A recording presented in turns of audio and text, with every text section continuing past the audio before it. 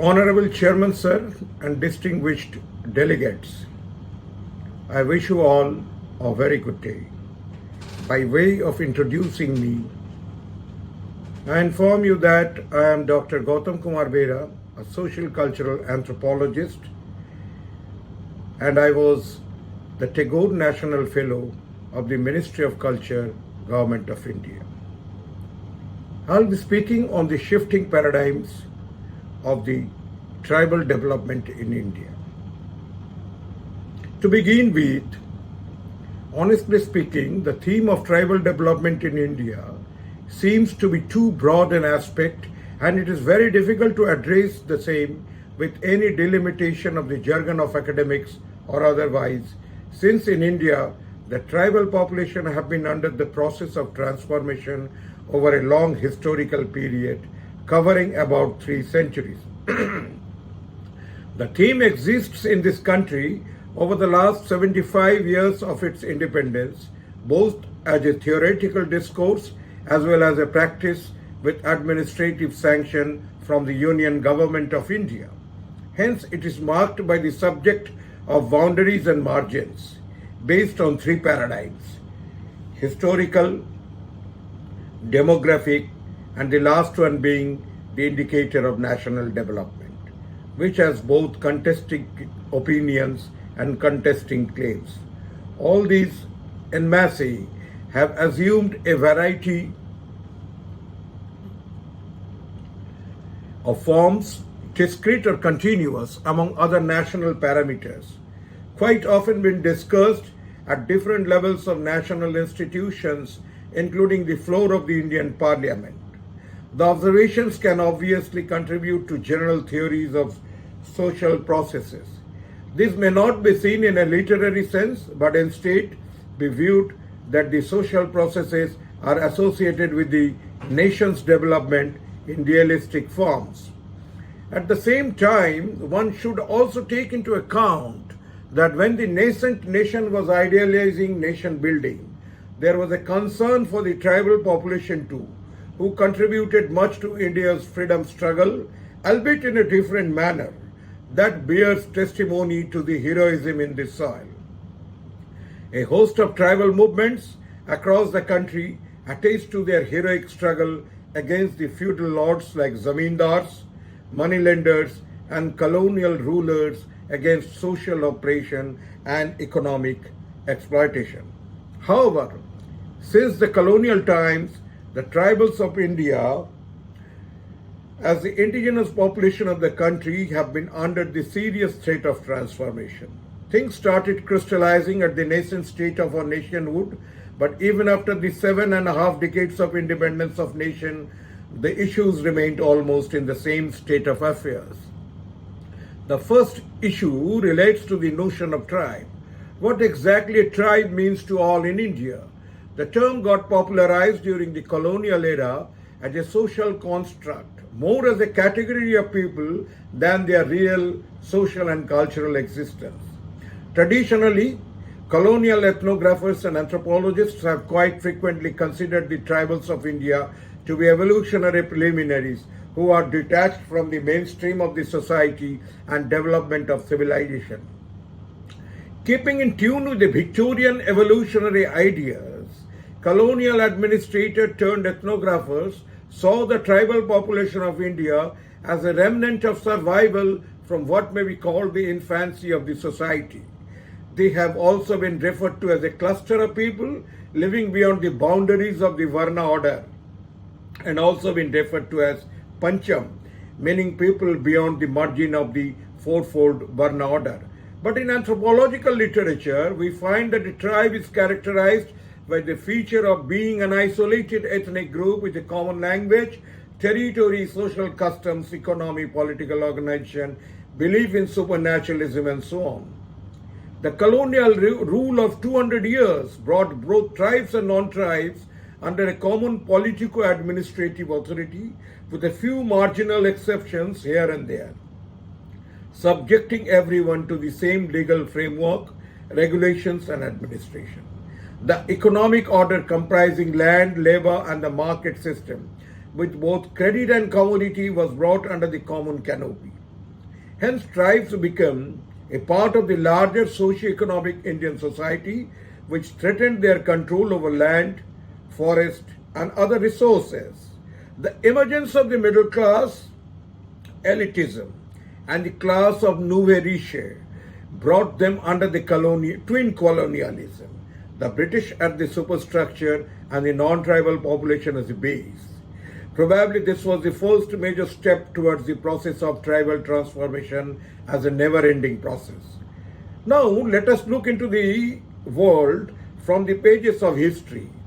Indologists claim that possibly Kautilya's Arthashastra is the first monumental work which refers to tribals as a category of people who knew each and every part of the area they lived in and whose services could be sought for local tasks including spying. In the epic Mahabharata, we also get the reference of Ekalabya, the vile archer. Historians also claim that Emperor Asoka was the first one to initiate the process of tribal development, might be under a different nomenclature, by creating the post of Anta Mahamatya, the minister to look after the downtrodden. With the passage of time, the term tribe became colonial baggage.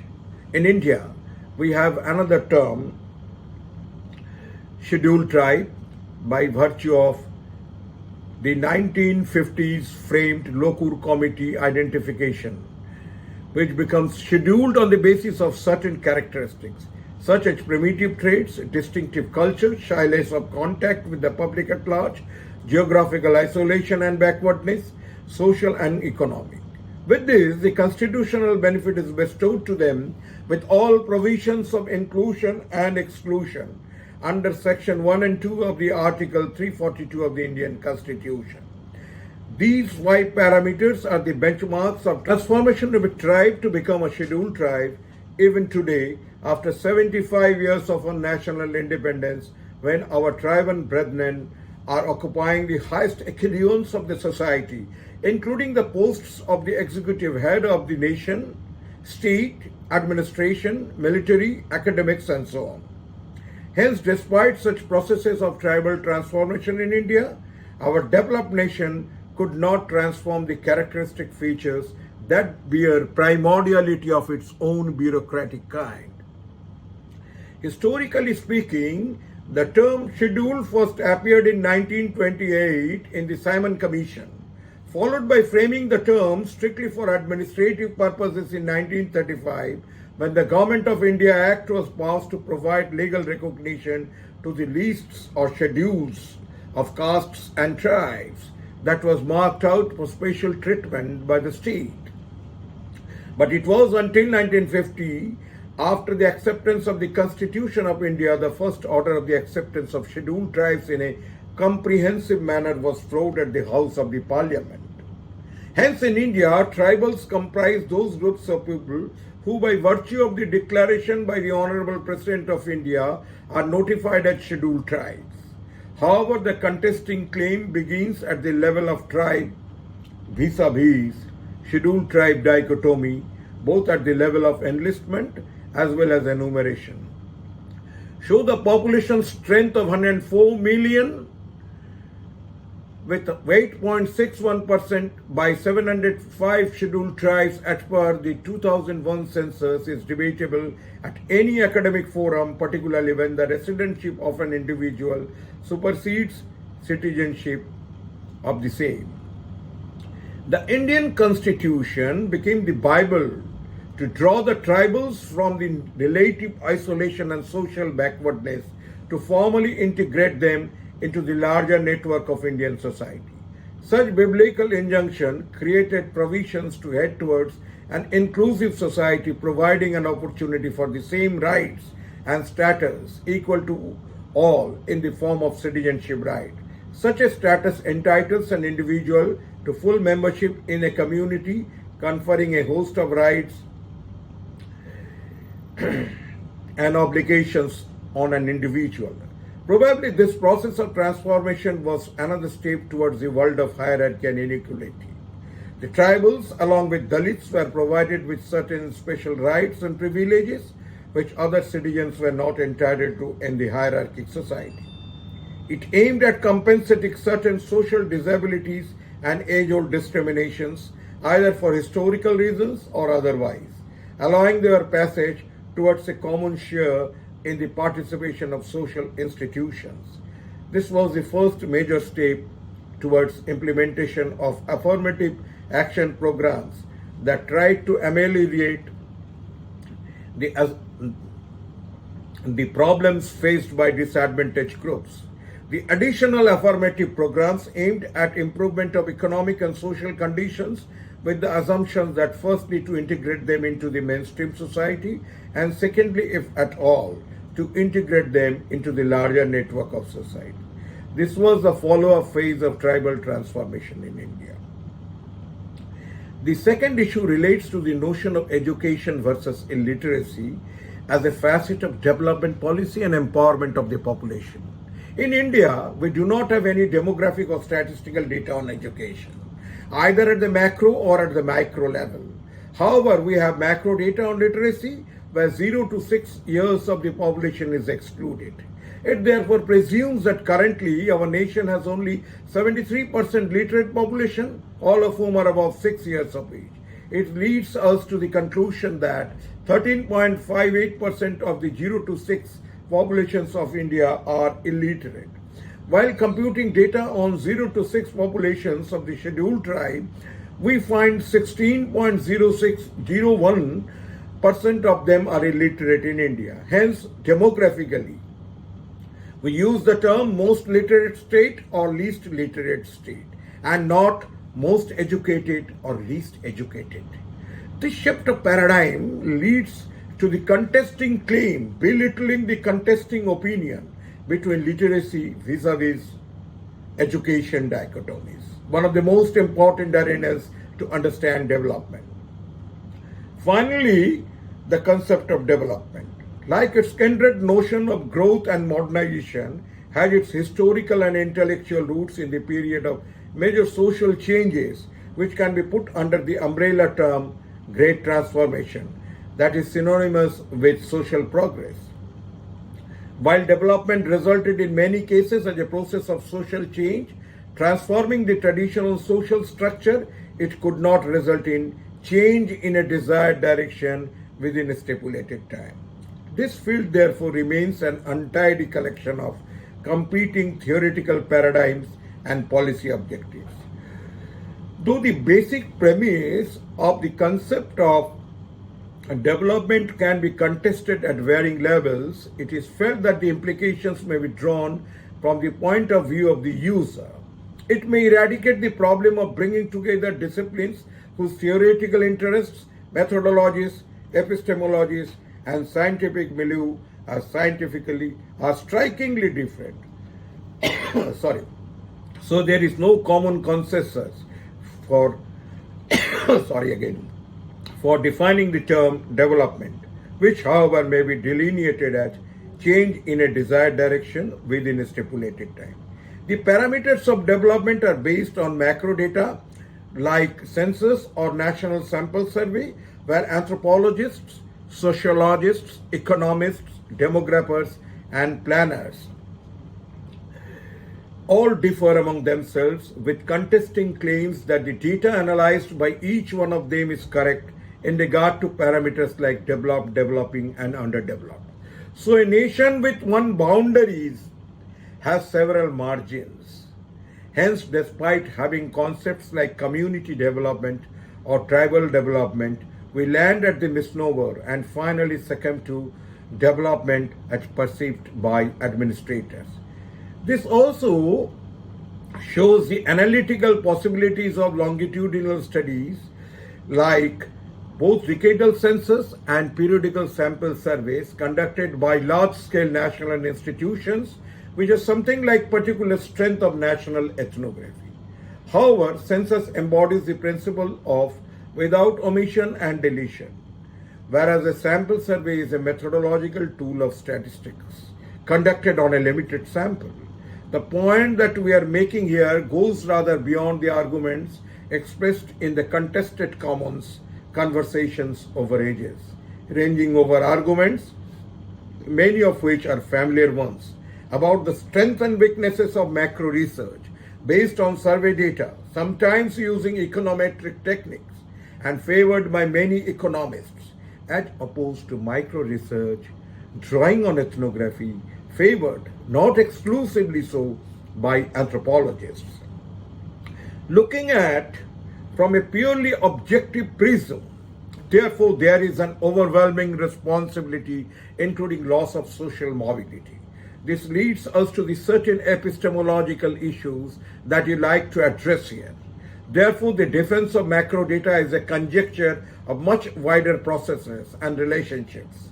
Commenting on this idea, it can be said that the utility of such data can be questioned on the ground that they fail to take account of macro processes which affect economic and political relations within a given territory or community. However, to the extent that a nation is not regarded as a discrete entity or a self-content universe, but is viewed as an arena in which the players participate in or indeed even embody wider social processes. The analytical significance of macro data transcends the boundaries of the nation in general and the community in particular. Until the 1920s, the forerunners of the national freedom struggle also kept these indigenous populations away from manifesting their plight. Over the past 100 years and a little more, academic studies on tribes became the single most important preoccupation for decades to come.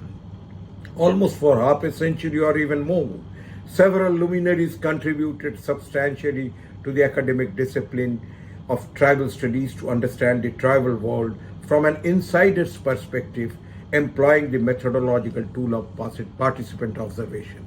Their contributions virtually became the database for the administrators to understand tribal development at the micro level.